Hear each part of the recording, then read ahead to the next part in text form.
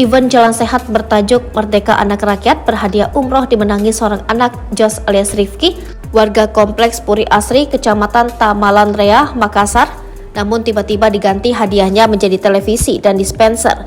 Event Jalan Sehat yang digagas Yayasan Anak Rakyat ini digelar di lapangan Talabumi Tamalan Rea, Permai, Minggu 13 Agustus 2023. Peristiwa ini pun viral di berbagai media sosial setelah orang tua Rifki, Indah Astriani, protes keras, di mana awalnya Rifki yang nomor pesertanya 01427 beruntung mendapat hadiah utama umroh yang dicabut pada kota undian.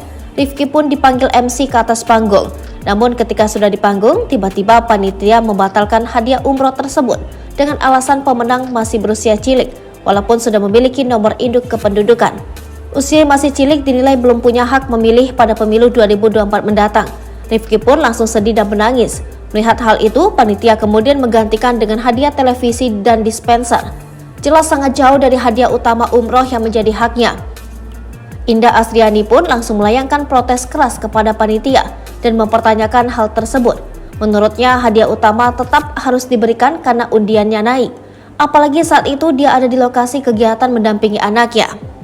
Kalau alasan anak saya masih kecil dan belum bisa memilih, kan ada saya. Ini jelas tidak adil bagi kami. Anak saya tidak berhenti menangis. Haknya dirampas, masa hadiah umroh digantikan TV dan dispenser, katanya.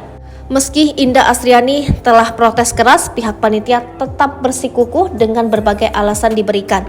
Pihak panitia Jalan Sehat Anak Rakyat tersebut belum berhasil dikonfirmasi dan memberikan klarifikasi terkait pergantian hadiah umroh menjadi televisi dan dispenser kepada Rifki.